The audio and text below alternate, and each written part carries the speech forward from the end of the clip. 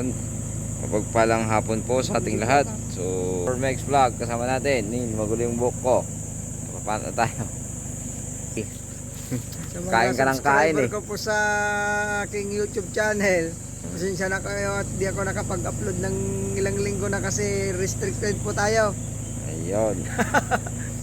Tayo nyo lang po yung aking mga upload. Salamat po. Okay. Sa bayan ng Malasiki, Pangasinan, tinitignan natin itong 7.2 hectares. 7.2 hectares ito. Ayan, mga mahogany mangga, almost 100 or 100 more or less na mango trees. So meron ditong mga dumadaan. Ewan ko kung paano po yung usapan nila dito sa daan na to. Pero itong daan na to, pag may-ari po ng ating seller, pero nakapalob na po dyan yung kuryente. So hindi natin alam kung paano po yung kanilang usapan. So ito mga tenant ito, pero tapos na yung usapan. Hindi lang natin malibot yung 7.2 hectares kasi masukal, tapos hindi tayo nasamahan ng ating mga kasamang agent dito sa lugar na ito. So ang nilalaman po nito ay 7.2 hectares. Mayroong siyang 6 na title, pero isa ang owner nito.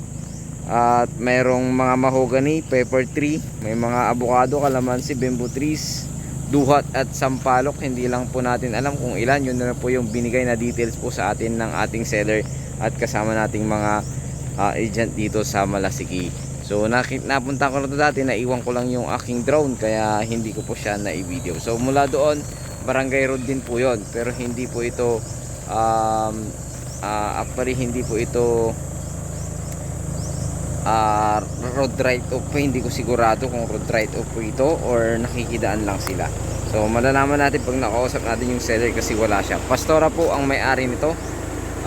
Doon po yung barangay road, siguro nasa ano po yan, nasa almost 50 meters more or less frontage po nito itong area na ito. So yan, papasok po yan. Nauna si Jelor doon. So tingnan natin kung gaano po kaluwang yan. Siguro ano na lang po, papaliparan na lang ng drone dito sa lugar na ito. So ganito po kaluwang itong area natin. Ayan. Kasi ayan, kinakausap po ni Jelor yung ating tenant. So napakarami po nitong tanim. May mga buli, iba't ibang klase ng tanim po ito. Ayan, may santol pa, may mga Indian mango. Ayan, so dami. So ang dami po dito pwedeng makuhang kahoy pag mabibili nyo po ito. So papaliparan namin ng drone. Sana magustuhan nyo po itong location na dito sa bayan ng Malasiki. At ito nga po, ulitin ko, ito may 6 na title. At iisa lang po yung seller po natin. So sana magustuhan nyo po ito mga buyer po namin ng lote dyan na nag-aantay ng ganitong area dito sa bayan ng Malasiki. Napakaganda rin gawing itong resort kasi pasok po ito. Napakagandang gawing subdivide lot. Pwede rin po ito kasi yun, barangay road po yun. So tingnan natin mamaya, lalabas po ako para makita po ninyo. So try ko pong puntahan para po hindi na po tayo babalik mamaya do, para paliparan na lang natin ng drone.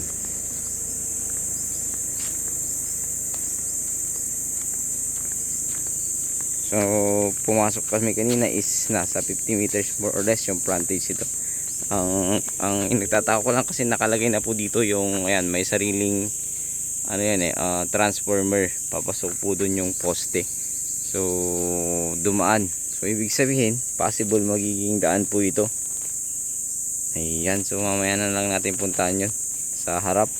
At itanong natin itong mga poste dito bakit nakapagitna din sa mismong medyo nakapasok na talaga sa lote na ating inaalok dito sa bayan ng Malasiki, Pangasinan. So ito po ay 200 per square meter.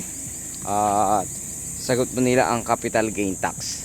So at agent fee sagot din po nila. So wala po tayong maging problema. Sana magustuhan nyo po yung area na ito na aming inaalok. 7.2 hectares, 6 na title. May mga tanim na mangga at iba't ibang klase ng puno. Mayroong mahogany, mayroong milina, at mayroong mga bamboo trees, sampalok, may santol, iba't ibang klase po yung nakatanim dito sa lugar na ito.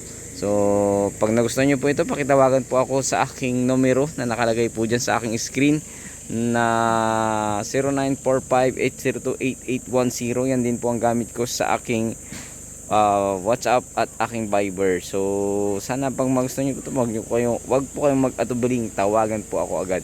Ganun po sa aking Facebook account sa Joel Quaresma Vilmoro. Pakipollow din po ang aking Facebook account upang mamonetize din po ako ng ating Meta. So sana po magustuhan nyo po ito. Huwag po kayong magsawa sa kakaabang at kakanood po ng aking mga videos sa about po tungkol sa lupa at sa bahay at lupa, sa mga farm, ganun po. So sana huwag po kayong magsawa sa panonood. Sa lahat po ng aking supporters sa Mutyan Joel at Vlog at sa mga nag-aabang po ng aking mga vlog, maraming salamat po sa inyo. At sa mga bago po sa aking munting channel, please like and share and subscribe naman po. Parang awan nyo na para po mas madagdagan pa po ang aking mga viewers and subscribers. Maraming salamat po. Diyos po ang bahalang magpala po sa inyong lahat na patuloy na nanonood at sumusuporta, at sa mga bago po na manonood po ng aking vlog. Maraming salamat po. God bless you all. Ayun, so ito yung along barangay road po ng ating tinitingnang lote dito, yung 7.2 hectares hanggang dito po, tapos hanggang doon sa poste na yun. So nasa 50 meters more or less, or baka nasa 60, pero safe tayo 50 meters more or less lamang po yung ating nilalagay na frontage po ng ating inaalok na lupa. So ito po ay meron ng kuryente dito. Siyempre papasok sa area, may kuryente nga dun eh. So tapos ito naman meron siyang line ng wifi, converge po yan. So ito po ay bayan ng Malasiki, Pangasinan, along Cemented Road. Mula po sa National Highway ito, siguro nasa 2 to 3 kilometers from National Highway. Tapos sa bayan naman ng Malasiki, siguro nasa 8 to 10 minutes. Bayan naman ng Villasis, ganun din po. So napakalapit lamang. Malapit din po tayo sa papuntang Tiplex. So wala tayong magiging masyadong problema. So accessible po yung daan. May daanan din po yan papunta ng Dagupan, Lingayen, Alaminos, mga ganun po. So napakalapit lamang po ng mga daan papunta po doon. So sana magustuhan nyo po itong area na to na aming inaalok dito sa bayan ng Malasiki, Pangasinan. So yun, stay tuned kayo. Punta natin doon sa loob para makita po ninyo. Thank you. God bless you all.